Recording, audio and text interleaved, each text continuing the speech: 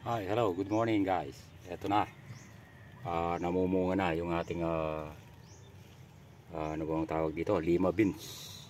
Yan, yung nakukuha na tayong mangilan-ngilan. At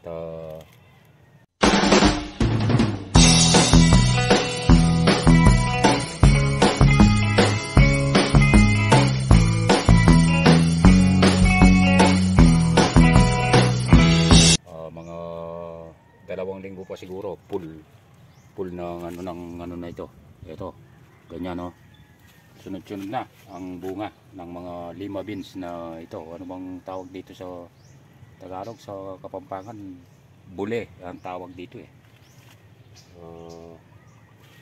Halika, i-section natin kung anong meron dito sa ating munting garden. Ito, nakuha natin ang binhi ng mga ito sa palengke.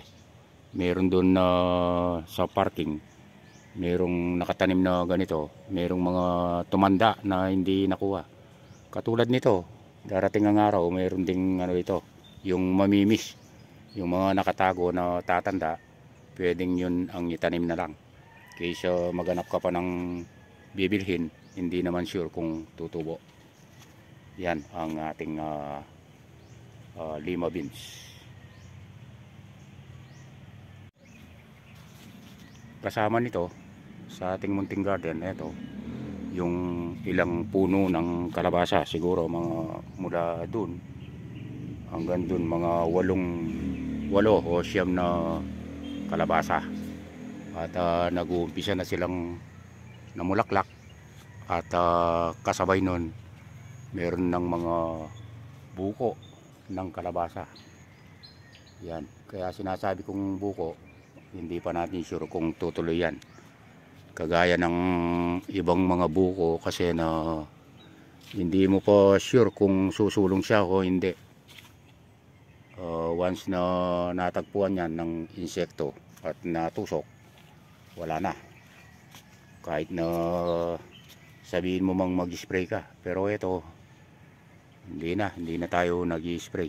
So nagano na lang tayo, umaasa na lang tayo sa kung alin ang susulong. So dami ng bunga naman siguro,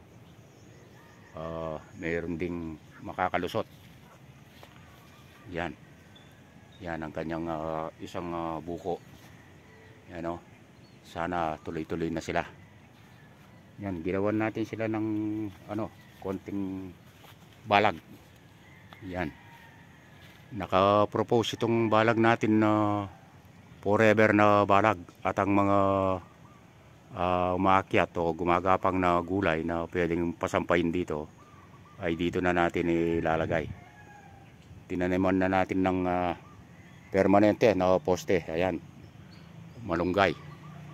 O, yung mga ayun, iba tumutubo na. Yan o. Yan. Kasi kapag nilagyan natin ng poste na yung nabubulok, kawayan o kahoy, eto buhay siya. Yung ano, malunggay, buhay siya, kaya forever siyang poste. Habang buhay siya, forever siyang poste. Yan ang isang pinakamalaking tip para sa mga gustong gumawa ng trellis o yung pinakabalag. Ayun, kung mayroong kawayan, para hindi na bumili ng tansi o string, yan, kawayan na lang. Pero kung medyo tinatamad tayong, kasi mabigat din yan, bumili na lang tayo ng ano, yung pang trellis na ayan, yung string, nylon, ganun, o tansi, whatever, basta mailagay dyan sa mga poste. Ang importante lang naman guys, yung mga poste na ganito, na hindi siya natutunaw ng panahon, bagkus ay tumutubo pa. At ang purpose nga, kasabay pa, magkaroon siya ng ganun, yung bunga ng malunggay at saka yung talbos ng malunggay na applicable halos sa tinola, sa mais, suwam ng mais, yan, kung anong gustong lagyan ng berding dahon, yan ang malunggay. Alam mo naman natin sa mga ginagawa ngayon na mga hindi na sa mga ginagawang ano ba yan, herbal or mga drinks, mga tableta, laging mayroong moringa. So hindi na natin kailangan yon. Magkakain lang tayo ng dahon ng malunggay dito. Ayun, sa previous vlog natin, kung natatanaw nyo yun doon, yung mga patola, yan, palaos na. Marami rin tayong nakuha na bunga doon at pinamimigay lang natin. Yan, puwera sa kamoting kahoy, mayroon tayong vlog dito sa playlist ko na gardening. Halos makikita ang laman ng lote na ito, na noon ay puro kugon. Noong nililinis ko ito, nandun din yon. Anyway, ililink ko yung playlist ng ibang playlist na kung nasaan ang mga mapapanood na ganito, yung related dito sa labista ang tawag dito. Kaya tinawag na labista ito kasi ito subdivision yan. Yan ang history ng lupa na ito, na naibigay sa biyenan ko na magsasaka. Actually ito, banda doon siya sa may kalsada, kaya lang yung wala tayong magagawa sa arrangement ng landlord. Halos nangyayari sa buong Pilipinas, kung saan banda ang gustong ibigay ng landlord sa tenant niya, wala tayong magagawa. Ayun, so buhay, kung anong meron, doon tayo mag walkout. Ayan, papaya, langka, saging, atis, duhat, mga maliliit pa. Yun, kamoting kahoy. Doon sa bandaron, sa bayaw ko yon. Hati-hati kasi sa partiyan dito, sa lote na ito. Yan ang atin, banda rito. Mga 900 square meter itong sa atin. Kasi nakapartisyon ito ng sa 11 na magkakapatid. Nakapartisyon siya ng tig 300. Yun nga lang, kailangan mo magbigay ng right of way dito. Ito sa gitna, right of way yan. Kaya bawas ng konti yung 300 sa net lot nito. Ito yung bayabas na masarap, guys. Ang mahal ng bayabas ngayon, siguro mga 150 per kilo, kasi hindi niya panahon. Pero kapag panahon niya, 30, 50 lang ang kilo. Kaya ito, mangunguha tayo ng pang bulang lang.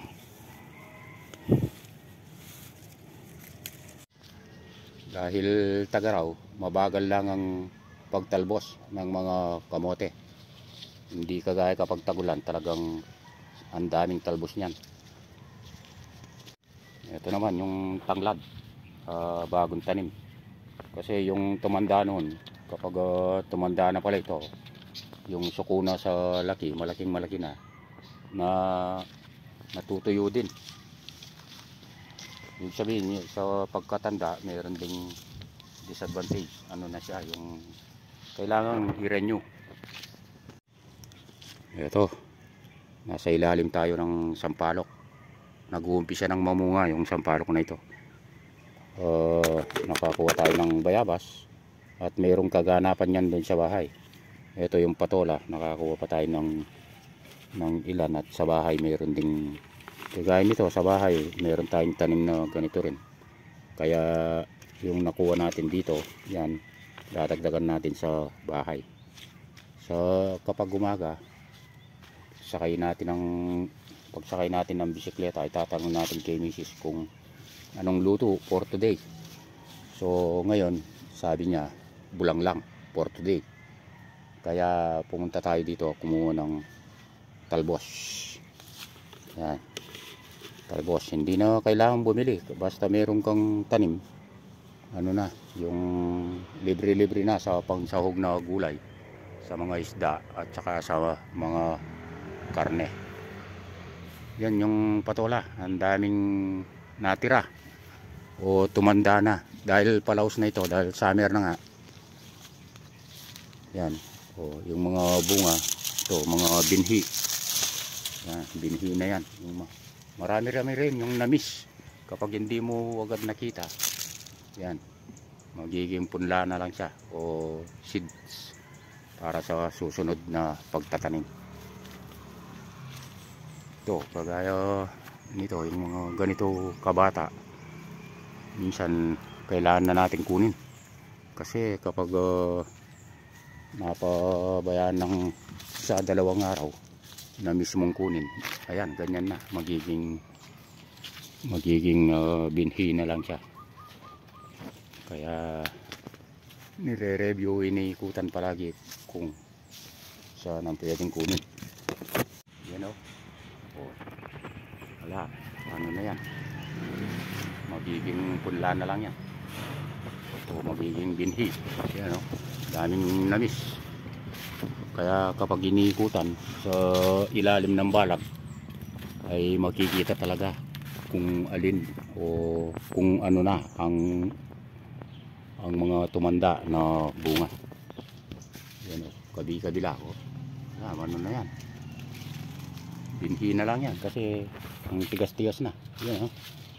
Oh, tigas na siya. Kaya yun. Ito, yung balag natin ito, ano na, palaos na ito. At ililipat natin. Ito, tatanggalin ko na ito. At lilipat doon sa may gripo para forever ang pagtatanim doon. Tagulan mo no Tagaraw, malapit sa bomba, gripo, ayos na. Sige, maraming salamat sa panonood. Hanggang sa muli, update ko kayo kung nasaan ako.